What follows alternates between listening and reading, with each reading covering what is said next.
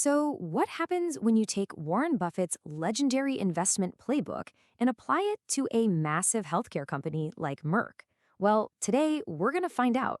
We're going to see if this pharma giant can actually pass the ultimate test from one of the greatest investors of all time. Really? This entire breakdown boils down to one simple but incredibly powerful question that Buffett himself always asks. Is this a wonderful company at a fair price? And that's exactly what we're going to figure out. We're going to break down every single part of that question to see if we can get a clear answer. Okay, so how are we going to do that? We're going to use Buffett's four key tests. It's a really simple but powerful framework. First, we look at the business itself, then the people running the show. After that, we dive into the financials, and finally the big one, the price. That's our roadmap for today. All right, let's kick things off with part one, the business. The big question here is, does Merck have what Buffett famously calls a moat? You know, a durable competitive advantage. It's like a deep, wide moat around a castle that keeps all the enemies, or in this case, competitors, out. And let me tell you, Merck's moat looks pretty darn strong. It's built on these four huge pillars. First, you've got patent protection. This gives them temporary monopolies on blockbuster drugs, like their famous one, Keytruda. Then you have high switching costs. I mean, think about it. Doctors and patients are not going to switch from a treatment that's already working, right? On top of that, there are just massive regulatory hurdles. It is incredibly hard to get a new drug approved, which keeps a lot of newcomers out. And finally, you just have the power of a globally trusted brand. It's a really powerful combination. And here's the proof in the pudding. This is that moat in action. See, a key sign of a really strong competitive advantage is pricing power. And just look at this chart. You can see Merck's gross profit margin climbing from 67.7% all the way to 76.3% in just a few years. That's a huge jump, and it's a direct result of their ability to command high prices, which really proves just how strong that business moat is. Okay, on to our second test, the management. Because you can have the best business in the world, but bad leadership can just run it into the ground. Buffett boils this all down to two really critical questions. Are they smart and rational with the company's money, and can you actually trust them? And this is where the picture gets, well, a little complicated. On the one hand, management seems pretty rational with their capital. They're consistently growing dividends, which is great for shareholders, and they're making these huge multi-billion-dollar acquisitions to keep their drug pipeline full. But on the other hand, there are some serious integrity questions. You've got historical issues like the whole Vioxx scandal, plus there's ongoing litigation. So you've got this real tension here, smart financial moves, but they're kind of shadowed by these lingering legal risks.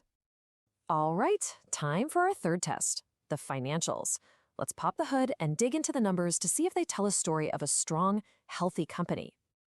So let's start with a really key metric for Buffett, return on equity or ROE. And at first glance, wow, things look fantastic. A 5-year average of 26.3%, that is well above the 15 to 20% range that Buffett typically loves to see. But that impressive average doesn't quite tell the whole story. Because when you look at it year by year, the reality is an absolute roller coaster. I mean, look at this. In 2023, ROE collapses to less than 1%, but then it just rockets back up to almost 37% the very next year. That kind of extreme swing in profitability, that's a pretty big red flag for any investor. Okay, next, let's look at free cash flow. You know, the actual cash the business is generating. And the overall trend here is incredibly strong. I mean, it's grown from about $5.8 billion to over $18 billion. That's fantastic. But it's not exactly a smooth ride up. Just like we saw with ROE, you can see that big dip in 2023. So yeah, this company is a total cash machine, but its performance definitely isn't consistent year to year. And that brings us to the final and maybe the most important piece of Buffett's playbook, the price. We've looked at the business, the management, the financials. So now we have to answer the ultimate question, what is this company actually worth? But before we get to the numbers, we have to talk about a core concept here, the margin of safety. This is the absolute bedrock of value investing. It's really simple. It's the difference between what a company is truly worth, that's its intrinsic value, and the price you actually pay for it. Buffett always insists on a large margin of safety. It's his buffer just in case he's wrong. So, what is the company worth? Well, using a discounted cash flow analysis, which is a fancy way of saying we project out all its future cash and see what it's worth today, The estimated intrinsic value for one single share of Merck is about $166. That's the number. That's what our analysis says a share is truly worth. Okay, now let's compare that to its market price at the time of this analysis, which was around $97 per share. And the difference between those two numbers? That's our margin of safety. And it's a massive 41%. Think about that. That is a huge discount on what appears to be a very high-quality business. This is exactly the kind of thing a value investor dreams of finding. So let's recap. We have a company with a wide moat, kind of mixed management, financials that are strong but volatile, and a very, very attractive price. So when you put it all together, what's the final verdict? Is it a buy? Well, the final recommendation here is a bit nuanced. It's rated as a solid hold if you already own it, and a cautious buy if you're looking to get in. And the logic makes a lot of sense, right? The company itself is excellent, the price is good, but those risks we found, the management stuff, the financial volatility, you just can't ignore them.